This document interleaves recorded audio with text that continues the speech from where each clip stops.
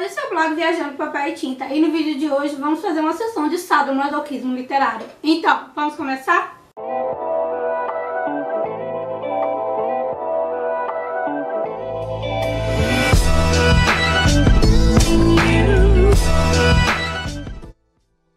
Brincadeira da parte, no vídeo de hoje eu vou estar lendo resenhas negativas dos livros que eu gostei muito. Eu vi esse vídeo lá no canal da Ray de Livros em Livros, vou deixar o link aqui para vocês darem uma conferida. Ela viu esse tipo de vídeo no Booktube gringo. Isso me lembrou muito um episódio de CSI Las Vegas, quando o Dr. Ray conversa com o Nick que ele tem esse hábito de olhar as resenhas negativas dos filmes favoritos dele, que é uma maneira que ele encontra de ter uma mente mais aberta, fazendo com que ele aceite com mais facilidade as diversas opiniões. Então esse é o intuito desse vídeo, não é humilhar nem ofender ninguém. É simplesmente tentar abrir a mente para diversas opiniões e aceitar o fato de que nós pensamos diferente.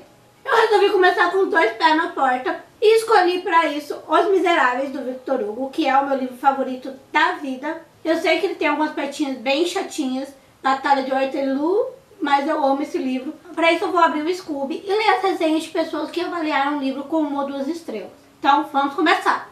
O título dessa é Não Foi Dessa Vez. Foram 5 meses de muito sofrimento, uma das leituras mais desgastantes da minha vida. Olha, a parte de Waterloo realmente foi extremamente cansativa, né? É uma parte que eu não gostei muito, mas no final dela a gente entende o motivo dela estar ali, o porquê que ela está ali, tudo tem uma razão. Eu demorei 3 meses para ler o livro. Sim, ele é um livro muito grande, ele tem 1.500 páginas nessa edição da Martin Claret.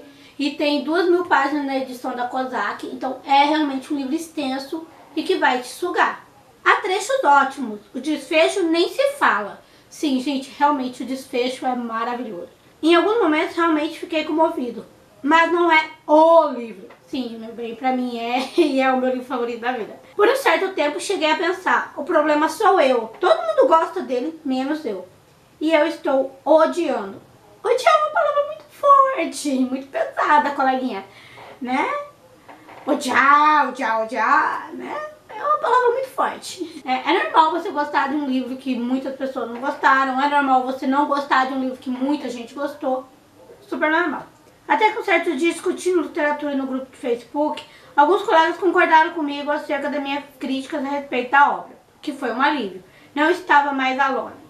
É normal você discordar da opinião de pessoas a respeito de uma obra, afinal, nada é unanimidade. Sem mais, aí vão alguns motivos pelos quais não acho Os Miseráveis algo tão estrondoso assim. Pelo menos tem argumentos. Vamos lá. Panfletagem político-ideológica. É notório como Victor Hugo usa seu narrador para fazer discurso político-ideológico em diversos trechos. Tais discussões são inseridas com nenhuma naturalidade, coisas que Dostoiévski, ao meu ver, consegue fazer bem. Victor Hugo era francês e os franceses têm essa mania de florear as coisas, encher linguiça. Sorry, é verdade. E o Victor Hugo ele era um cara muito politizado, então todas as obras dele têm um cunho sociopolítico gigante, enorme. E por isso é comum o narrador nos trazer fórmulas prontas sobre o mundo, deixando pouca coisa para nós leitores julgarmos por si. As ditas interpretações prontas, literatura nesse hoje. Provavelmente ele discorda do olhar político do Victor Hugo, normal, ok. Mas eu que concordo muito com a opinião política social do Victor Hugo, gostei bastante dessa abordagem que ele fez. Excesso de informações desnecessárias. Muitas partes do livro são completamente dispensáveis, não acrescentam em nada ao eixo central da narrativa.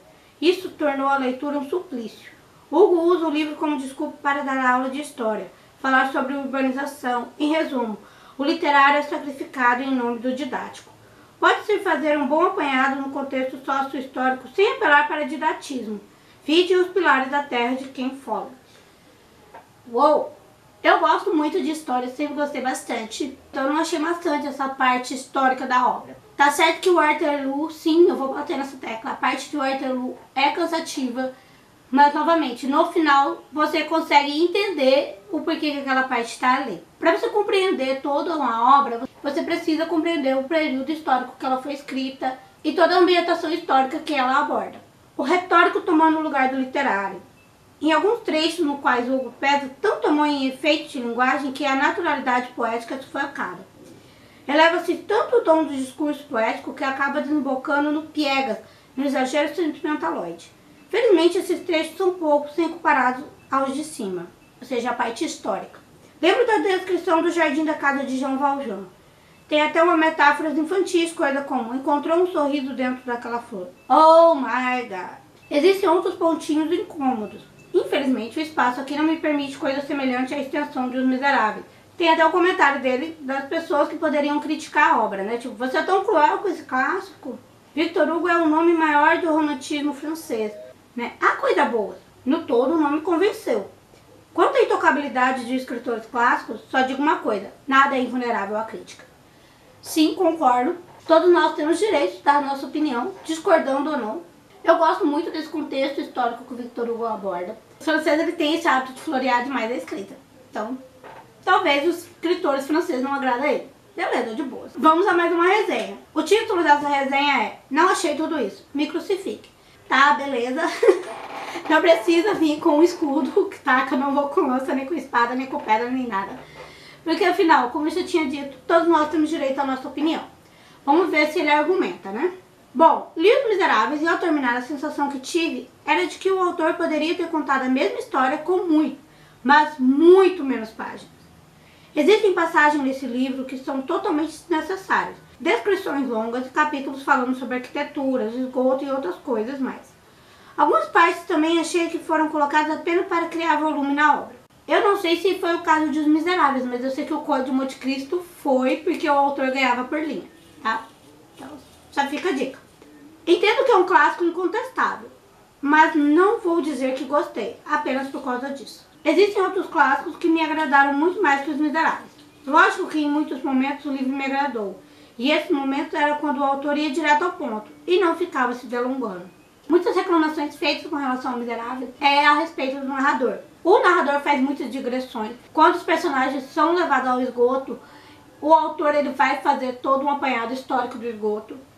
Então a gente vai vendo como que a cidade foi se urbanizando, como que eles chegaram naquela situação de extrema pobreza que eles estavam. Então eu achei isso muito interessante, mas tem gente que não gosta. Esse livro, se tivesse sido escrito com 800 páginas, o autor teria chegado ao mesmo lugar que ele chegou, inflando o livro com umas 1000 páginas a mais. Olha, eu não sei, sinceridade. Eu li a versão adaptada de Os Miseráveis e eu não achei tudo isso. Gostei? Gostei. Mas nada se compara com a grandiosidade dessa obra na íntegra. Mas é a minha opinião, e sei que uma leitura tem efeitos diferentes de cada pessoa. Concordo. Por isso aconselho a leitura a todos que queiram e que tirem as próprias conclusões. Muito bom. Meu escritor clássico francês preferido ainda continua sendo Stendhal. Eu ainda não li nada dele, mas pretendo, porque eu só escuto elogios. Vamos mais uma resenha. O título dela é Minha Impressão sobre o Livro. Não recomendo. Eu gostei do posicionamento do outro leitor. Ele fala, olha, não me agradou tanto, eu não gostei de determinadas partes, mas se você quer ler, esteja à vontade, tire as próprias conclusões e cada um tem sua opinião, ok? Então pode não ter me agradado, mas pode te agradar. E esse daqui já começa, não recomendo. Coleguinha, a gente tem que tomar um certo cuidado, né? Vamos lá. Embora eu tenha encontrado passagens muito bonitas nesse livro, que me fizeram refletir profundamente, muito bem escritas para não dizer absolutamente extraordinárias, e tenha sido para mim uma oportunidade de conhecer um pouco da essência do estilo de Victor Hugo, eu não recomendo este livro. No geral, eu não gostei. Não. Praticamente há um livro sobre a Revolução Francesa dentro deste. Meu bem, tá certo que a Revolução Francesa é importante para a história, mas o livro não é sobre a Revolução Francesa, ok? Isso me desconcentrou muitas vezes e me deixou ansioso para terminá-lo. Nota 3 em 5, pela verdade, e não pelo politicamente correto. De toda maneira, eu aprendi muito com Victor Hugo. É um poeta muito sensível reconhecidamente, e fazendo esse simples review com muita humildade, reconhecendo o valor dessa obra. E por que você não recomenda, meu bem? Tipo, oi? Não entendi. Não entendi. Vamos a mais uma. Sempre ouvi muita gente falando muito bem desse livro. Vi gente falando como se fosse algo indispensável na vida de todo ser humano. Mesmo assim, nunca tive a oportunidade de ler porque estava ocupado com outras obras. Tá, de boa, tem muita obra que eu quero ler e não consegui até hoje, mas fazer o quê? Toquemos o barco, né? Não, eu não vi nada de espetacular no livro de Victor Hugo. Gostaria de dizer de cara que já me apaixonei por Jean Valjean, mesmo quando no início do livro ele é apresentado como um sujeito tão miserável, rejeitado por todos. É impossível acreditar que o personagem do fim do livro é o mesmo do início. Realmente, o Jean Valjean tem um crescimento incrível. O encontro com o bispo transforma ele de uma forma e é simplesmente sensacional. Mesmo tendo gostado tanto do personagem principal, principal, algumas coisas me incomodaram. Senti falta de um desenvolvimento melhor de personagem e pior, a história tem um fraco desenvolvimento também. Ok, ok.